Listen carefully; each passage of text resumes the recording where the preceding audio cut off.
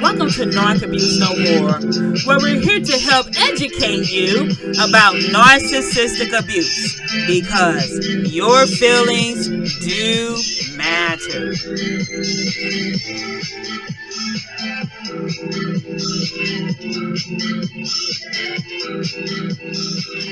Hi, and welcome to another broadcast of Narc Abuse No More with your host, Dr. and Evangelist K.O. Rich. Thanks for tuning in today.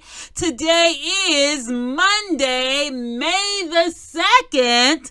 Of 2022. I pray that you've had a blessed, stress-free, narcissistic-free, abuse-free week so far, and that the remainder of this week will continue to be so as well. But if not, we're going to be talking about a few things today. Again, my name is Dr. K.O. Rich with Narc Abuse No More, where we're here to help you admit what you feel in order to heal from the effects of narcissistic abuse, because your feelings do matter. Yes, they do. But before we go on with today's broadcast, I would like to invite you to visit us on our website at www.narcabusenomore.org. Again, that website address is www.narcabusenomore.org, or you can type in narcissistic-personality.com. Again, that's narcissistic-personality.com, and on our website you'll find valuable information regarding relationships. You can listen to previous broadcasts that we've had. Now, if you're not able to tune in with us, and as a reminder for those who are joining us for the first time, we are on every Monday, Wednesday, and Friday at 10 a.m. Eastern Standard Time, 9 a.m. Central on SoundCloud, iHeartRadio, Spotify, Spreaker, Google Play, iTunes, Deezer, Castbox. We're also on Amazon Audible, and you can listen to us on Rumble and YouTube. So you have a variety of different platforms to listen to us from, and if you're not able to remember those platforms, all you have to do is go directly to our website. Again, that website address is www.abusenomore.org, or you can type in narcissistic-abuse-no-more.com. That's narcissistic-abuse-no-more.com. Can you believe it? We're already in May. Wow, I'll be actually turning 47 the 21st, and let me let me just let you all know what I'm doing right now. Right now, I am on 20 days of liquids. Yes, 20 days of liquids. I joined my brother, who's been on it, doing remarkably well on just liquids, liquid smoothies, anything liquid, broths, things of that nature. And so he's lost a considerable amount of weight, and so I am also on it for 20 days leading up to my 21st birthday. So let me just tell y'all right now, all y'all want to send those gifts in, send them in. Go directly to my website at narcissistic-abuse-no-more.com. Go to my PayPal, give me those birthday gifts. I am waiting, okay? If I have touched your life in any way, I am accepting birthday gifts this month, okay? During the month of May. Yeah, I'll be 47 years old this month. So anyway, I am trying to just drop some pounds, be my best self, my best health and everything. And you know what the thing is that you get a lot of clarity when you're doing any type of because you might as well call this a fast. You get a lot of clarity. Your brain is not flogged. Your brain is not fogged. Your brain is not fogged, and your body gets a chance to rest. And so that's just something I'm doing. I'm actually making smoothies. So I have a Ninja, and I put together like carrots and grapes and berries, strawberries, pineapples, different fruits and things, bananas, and put water and all that stuff in there, and it's absolutely divine. All right, so what are we talking about today? We're talking today about how to leave an abuser. How to leave an abuser.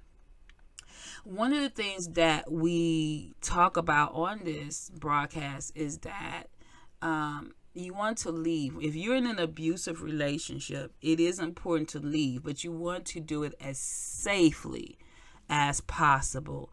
I always emphasize the safety part of it because many people have been killed even in the midst of trying to leave someone. And let me just say this, don't allow it to make you stay in an abusive relationship because you can wind up dead. So one last hit, one hit can be your last. One choke can be the last. So you don't want to stay in an abusive relationship, but you want to make sure that you try to do it as safely as possible. Now, I want to read you all this article that it was something that was a tragedy that took place, and this was a Wisconsin mom. This is on Yahoo News. A Wisconsin mom of 6 killed after allegedly trying to help her friend leave an abusive relationship. And that is so tragic. And this article was just written on Friday. Let me read you the details of this article. And this is why we talk about safety when leaving. A Wisconsin mom of 6 who her family said was trying to help a friend out of an abusive situation, out of an abusive relationship, was found dead in her car Sunday morning. The prime suspect in the slaying, Terry L. Jackson Jr., 42, remains on the run and is believed to be armed and dangerous, according to a statement from Racine police. Police said they received a missing person report Sunday morning for Brittany Booker, 30. Officers then responded to her home around 9:30 a.m. and discovered Booker dead in her car. She was found in her vehicle around the corner from her house, Racine Police Sergeant Christy Wilcox told Oxygen.com. According to Wilcox, just 2 months before her death, Booker had gone to a home with her friend to help the woman retrieve some belongings after that woman had ended a relationship with Jackson.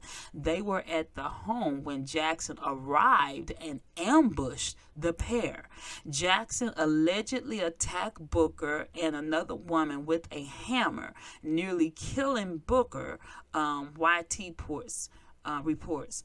They both sustained substantial injuries from that incident, Wilcox said. After the brutal attack on the 2 women, Jackson went on the run and has evaded police since February. Now we're going to stop right there, and you can read the rest of this article on Yahoo News.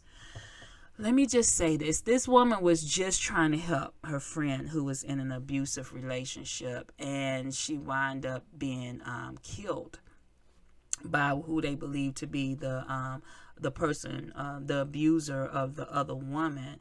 And supposedly she was attacked during the process. I guess he had come back home or whatever, and she was attacked during the process of trying to help her friend.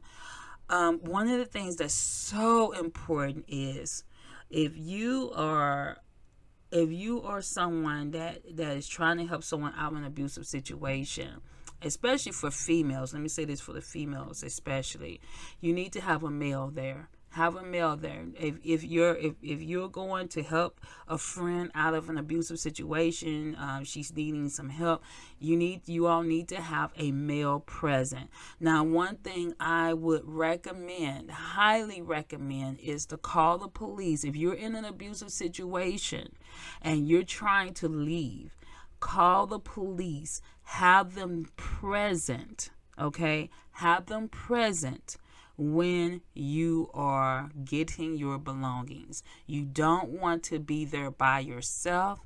And 2 females, you need to have a male present so that that person may deter them from trying to attack you. But I would recommend first and foremost to have a police presence there, the sheriff's office. Find out what you can do to be safe as possible before you try to leave.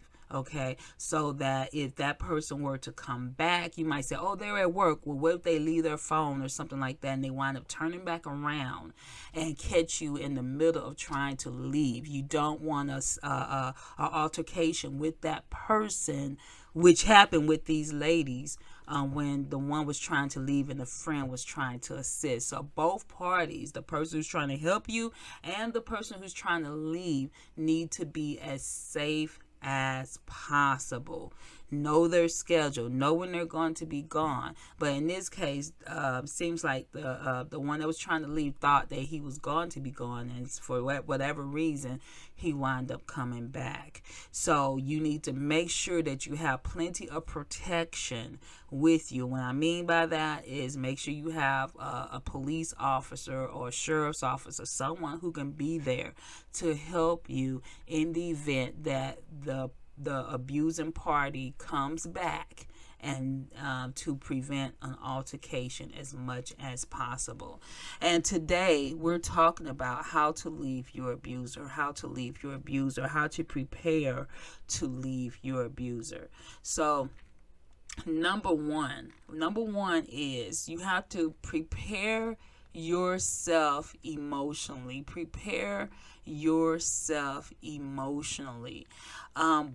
When you're dealing with abuse, it's a very much more, even more so than physical, and that has a tremendous role that goes along with the psychological abuse, the emotional abuse. So you have to prepare yourself emotionally. If you've been subjected to feeling worthless, you've been beaten down, it's been hard to muster that courage to leave, you have to prepare yourself that things are going to change.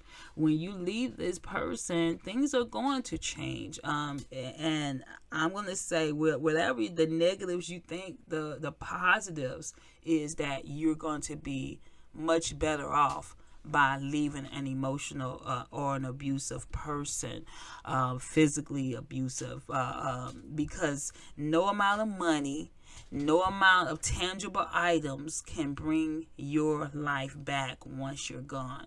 And you might say, "Oh, they wouldn't kill me." Well, many women, I'm gonna use women because most of the deaths have been women and children.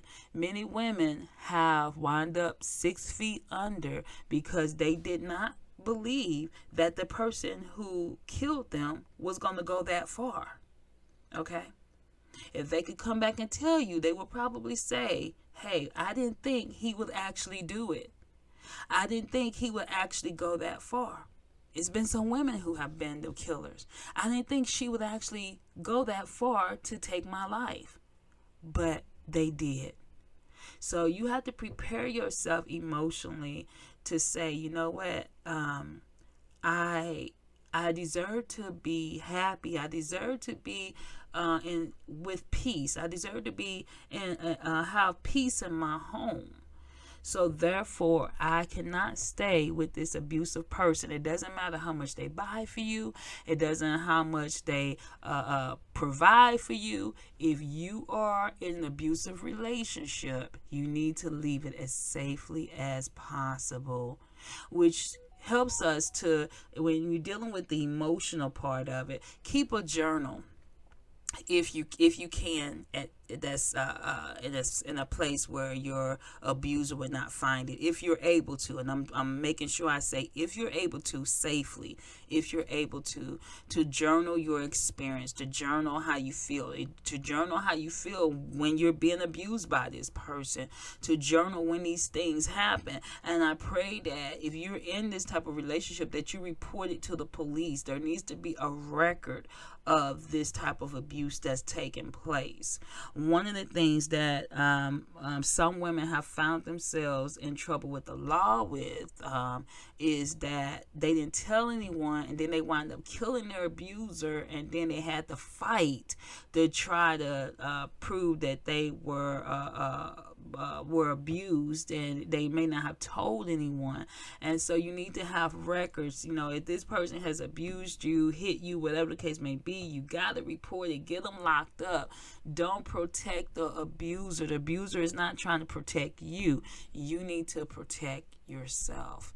Keep a journal of the things that you're going through, how you're feeling emotionally, what experiences are that you're going through, in order to be able to look back and even see how far you've grown after you've left this abusive relationship. Another thing that's so important is when you're preparing yourself emotionally, realize that person is not going to change.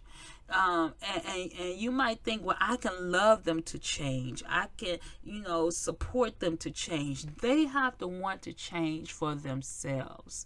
And when you're dealing with someone that's obviously angry, bitter, have anger issues, they need counseling, they need therapy, and don't get fooled by them going to a couple of counseling sessions and then everything's okay. No, you have to realize that this person has to want to change, and don't get sucked into their love bombing, which is them being also love hoovering, which is I'm going to do all these nice things to be able to get you back, and then as soon as I get you back, then the cycle starts all over again. Realize your partner won't change. Be ready to grieve. Does ending in a relationship, does it hurt? Yes, it does. It really does. It's like a death. When people go through divorce, it's like a death. It's a death to that relationship. But that's part of also your healing process. So sometimes, outside people might not understand, well, why is she crying over him, or why is he crying over her? Because you love this person and you wanted this relationship to work, and it didn't work. And yes, there is a grieving process. However, be ready for that. That's part of your healing as well, is to grieve. Step 2 is lay the groundwork out for your exit. One important thing that you want to do is, if you can, talk to the National Domestic Hotline. I always give this number out.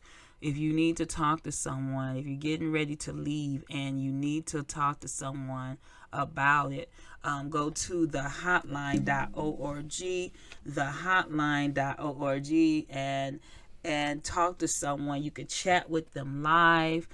If you need to exit out right away, they have an exit button where you can just press the exit and it will clear it off your browser, and there will be no record of where you went. You could call the National Domestic Violence Hotline at 1-800-799-SAFE.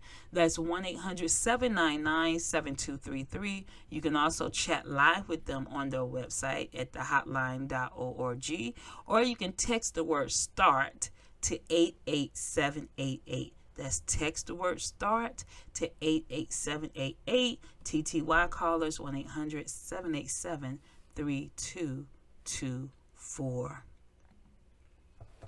You lay the groundwork out. Don't broadcast your plans to everyone. If you're going to leave that person, you need to talk to a trusted friend, someone that you could trust. If it's someone in your family that you can talk to, don't broadcast it out to everyone. Oh, I'm going to leave. Oh, I'm going to go get a restraining order and all those things. You don't want to do that. You want to be quiet about it as much as possible. But I would suggest talking to the police or the sheriff's office. Tell them what you're going through, tell them what your plans are, and also see if there's any assistance that they can give you as well. Another thing that's recommended is to erase your digital footprint. What does that mean? If they're on your email list, delete them or change your email. If they're in your cell phone, you want to never take their phone. If you leave them, whenever you leave, Do not take any text, block the number, or change your phone number. Only give it to those whom you can trust that won't give your number out. Don't answer any numbers that you don't recognize. That's just giving them access to you. All right. So if they're on your Facebook or whatever, block them. Anybody who's associated with them who will go back telling them information, you need to block them too, or totally get off of social media altogether. As much as we love social media, it is not a must-have. All right. So these are things that you need to take into consideration. Another thing, when you leave someone, don't put everything that you're doing on social media. I know sometimes we like to do the selfies and I'm going here and I'm going there. Don't leave a digital footprint. You don't want that person knowing your ins and outs, where you going, where you going to be, when you're going to be there, who you with, and all. Don't leave a digital footprint for them to follow. Make sure that if you're going to leave, make sure you start having things ready. Start taking little by little things out of the house that's not noticeable at first. You need to make sure you have your birth certificate. If you have a marriage certificate, your kids' birth certificates.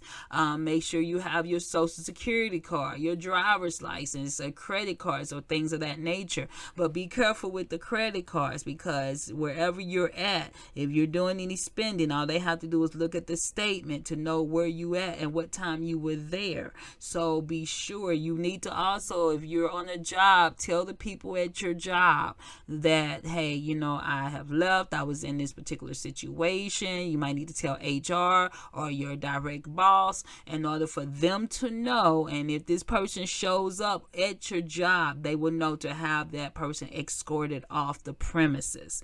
No one has the right to be stalking you on the job, and there are anti-stalking laws. If you are married, you make sure you try to do a legal separation to get that ball started, so that it's documented. I'm legally separated from this person. If you need to get that restraining order, get that restraining order. But make sure that the people around you know that I'm in the process. I'm leaving this person. I have left this person. I'm trying to be as safe as possible. If you have children involved, you need to talk to someone in the court system, an attorney or whoever, who can help you to know how to handle when you're dealing with custody cases, or when you're dealing with separation, and if you have to have the children to see that spouse even though you're not with that person, depending upon what the law says. Now, if they're abusive to the children, then you need to talk to an attorney to tell them what it has been going on. This is why it's so important to make sure that everything that's going on is documented. So you want to enlist professional allies. You need to talk to a therapist. You need to have the children maybe talk to a therapist when there's been abuse in your situation. You need to talk to your attorneys, talk to your clergymen, talk to different ones who can help you, people that will know what's going on, people that you can talk to if something happens. They would already have a heads up where she was in the process of leaving him. She had separated. She had filed for divorce, whatever the case may be. If you're dealing with custody issues when it comes to leaving that person, we have to follow the laws. But the thing is that you can, if you're fearful that that person may try to harm you, then you can have the court to have a mediator, where there's a meeting place where you can take the kids to that appointed person, wherever that neutral ground is, and they can hand the children off to the spouse. There's things that you can do to protect yourself and for the safety of your children. All right, we're going to take a quick break, and we'll be back in just a moment.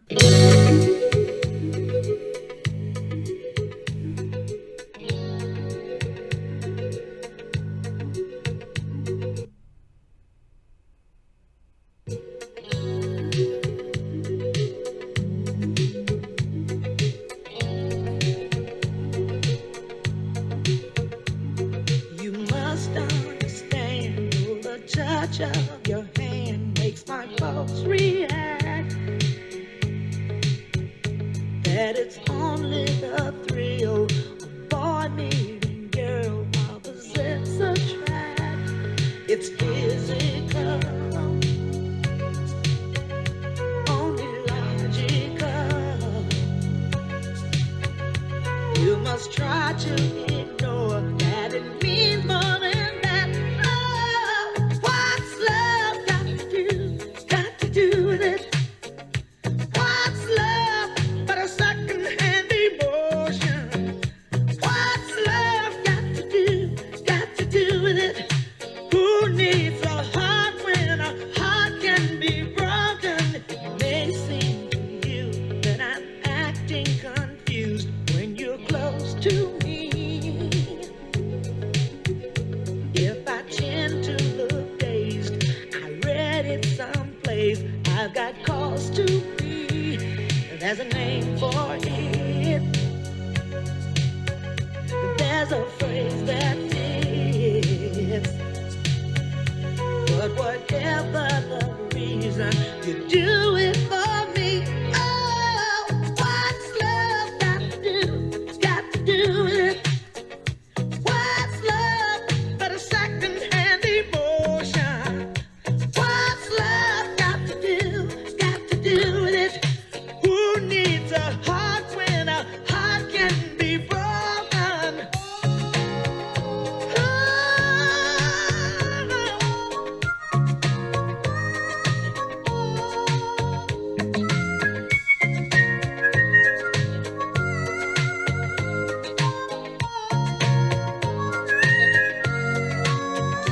I've been taking on a new direction, but I have to say,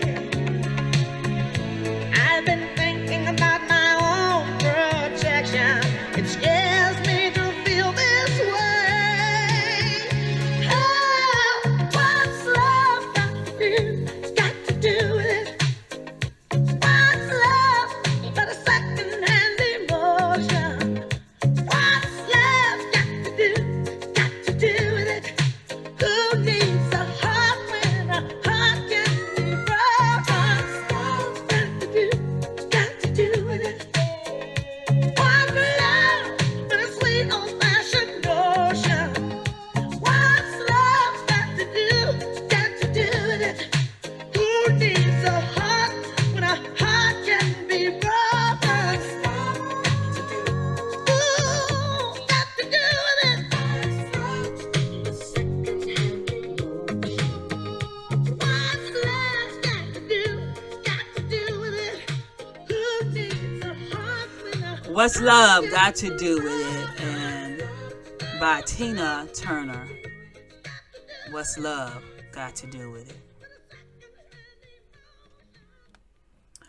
All right, so we're still talking about how to leave an abuser.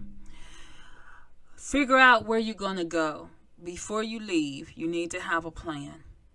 So figure out where you're going to go. You can call Safe Horizon at 1-800-621-HOPE. That's 1-800-621-HOPE to find a domestic violence shelter near you if you don't have any friends or family to move in with. And another thing, you can start looking for a place that may have affordable rent. Start tucking money away somewhere. And let me just say this, if you get a bank, do not have your statement sent to your house. If you get a post office box, make sure that nothing goes to your house.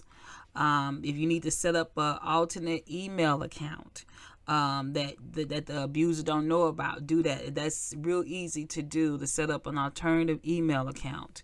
Don't have anything that's going to trace back to what you're planning. If you have a bank account, don't have it. Even if you need to put it at someone else's address, someone that you can trust, don't have any correspondence come to your house. Be alert to whenever you see changes in your partner's behavior. If you see them being erratic or angry or violent or more so than normal, then pay attention to the patterns of behavior, while at the same time be planning your exit out of that home.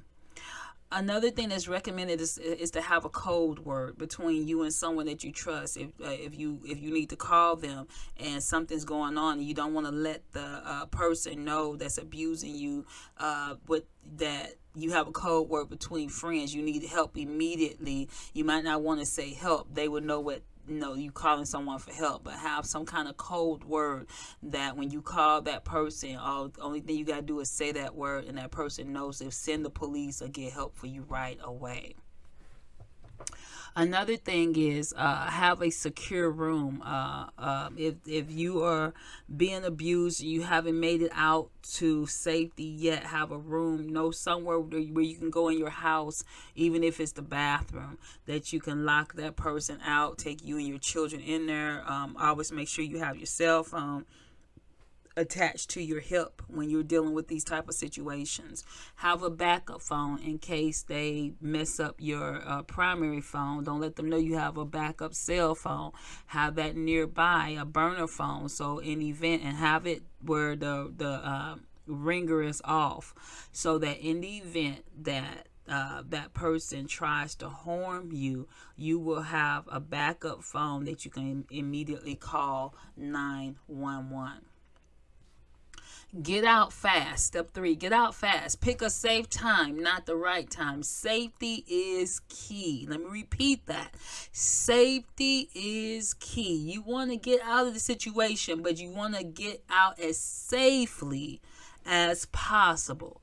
So if you know their schedule, you know their work schedule, you know if they go places, if they are going to a bars or something on the regular, you want to know their schedule. You want to get out as safely as possible. Again, talk to someone you know. Don't try to do this by yourself. Talk to someone you know, because if something happens, if they come back and there's an altercation and they see you leaving and you're by yourself, then more than likely they will try to maybe do something right there on the spot. So you definitely need to have someone that they I'm going to say for females, make sure there's a male presence there, a police officer, a sheriff, someone that can be there to help you in the event that that person comes back and catches you trying to move out. Pick a safe time, not the right time, a safe time. Once you're out of the house, do not broadcast where you're at. They might assume you with family or friends or whatever case may be. They might be trying to find someone. Do not tell anyone on social media, I'm at my mother's house, or I'm at my friend's house. Don't broadcast where you're at. If you're worried about your safety, again, get a restraining order, whatever you need to do. Let the school know. If you have children, talk to the police. Ask them what to do to keep your kids safe. Talk to the school. If you're able to make sure that they don't allow anyone other than yourself or someone that you trust to pick up your children. If it's that type of situation, make sure that you keep your whereabouts secret, but only tell the people that need to know, and have a backup plan. Again, file a restraining order. If there is abuse going on, you need to have it documented. Okay, get your attorney to do it pronto. Make sure that you get this restraining order. A lot of people say, it's just paper, but you need to have a paper trail. You need to have proof. You need to keep record. You need to have whatever you need in the event that this turns south or whatever the case may be. You need to have a restraining order. Have it documented. Make sure that if that person hit you, have them locked up. Do not allow them to just roam free where they're able to come out and do the same thing again with no repercussions. Okay, you need to have this documented where they will go to jail. Let me just say this: do not feel bad about pressing charges, and let me just say this in the Christian community, because I know that there are people that have been talked out of pressing charges, and the pastors and different ones have told them, "Oh, don't press charges. That's un-Christ-like. You can deal with it, and you to stay with this person." Never let anyone talk you into staying with an abuser. A lot of times in the church they'll tell you, "Oh, you can't get a divorce." Or you can't leave this person. Absolutely you can. God, yes, the Bible says that God hates divorce, but he also hates abuse. In the Bible, Jesus said that it's better to put a milestone around your neck than to abuse his little ones and to harm his little ones. God is not for abuse. And so therefore, people in the church have taken out of context when it comes to issues about abuse. Half the time they won't even touch the subject. A lot of times women are going through abuse and they can't even go to the church because the church won't help them. This is not all churches, okay? But this is in a lot of churches where they're encouraged to stay with the abuser. Recently, I had read you all an article, and I believe I think it was at John MacArthur's church or whatever. I stand to be corrected if I said the wrong name. I think it was his church, and I had read you all an article where the church did not stand by the victim, and the abuser was later sent to prison for sexually abusing his child. But the church had, and the mother didn't know at the time that he was doing that, but she knew she was going through abuse. The church had wanted her to stay in that abusive relationship. Mind you, if they had taken time to find out what was really going on and talk and counsel, they could have known that, hey, this is a lot deeper than what we initially thought. This man is abusing his children. This is why it's so important to be careful with who you get counsel from, even if it's pastors. Because sadly, some pastors are the ones that are the abusers in their families, and the pastors' wives are quiet because they're feeling the need to keep the persona going, to keep the appearance because of his image, and so therefore they won't say anything, and the pastors won't tell you to leave a person that's abusing you because they're at home doing the exact same thing. Come on now. Be careful. Stop all contact with that person. If you're going through abuse and you need to leave that abusive situation, and at all costs, safety is first. Stop all contact with that person. Don't accept their calls. Don't accept their messages. Don't answer back. Social media, as we mentioned before, if you need to change your number, block their number, block their text, block their ability to access you on social media. If it means closing your account, starting a new account, whatever the case may be, stop all contact, with the exception of if you got kids, then you're kind of limited with that. So then you have to go through the courts. Allow the courts to determine how this is going to flow, and you get a mediator, someone where you will not have to deal with them directly. There is no need for them to contact you when there's a court mediator, and allow them to contact the mediator, and the mediator contact you, but you avoid all contact with that person. Don't leave clues. Again, be careful about when you change your address. Don't have anything that they can trace you by, any bills that's being forwarded to the house, driver's license, all that. And let me just say this: if you have a change of address at the post office, you probably need to have your mail sent to a P.O. box instead of an address, because it's too easy to look up someone's address online, and you don't want that. So have your mail, if you have your mail forwarded, have it forwarded to a P.O. box. And then on top of that, you can write the companies directly, email them directly to say, hey, my address has changed, send it to this address. So there's no record of a forward with the post office. You can have it done at have it done directly by forwarding or calling, not forwarding, but by calling the company or emailing them directly to let them know that your address has changed. Again, get you a new email address. Get you a new email address. It's not good enough just to change the password. Get you a new email address. So therefore, you can ensure that that person will not be able to access your emails. If you all used same computers and different things of that nature, change your email address. You might have to change your account numbers and your banks and everything. It's a process. But when you're trying to break away from someone that is abusive, these are things that you definitely need to do. Be prepared to call 911 if you are going through these type of you're trying to leave as safely as possible. Make sure that you call 911 if in the event that something happens. If this person shows up at your house, if this person tries to take the children from the school without your consent or without you knowing or outside of what the court has ordered, then you need to make sure you get the police involved. We're going to take a quick break and we'll be back in just a moment.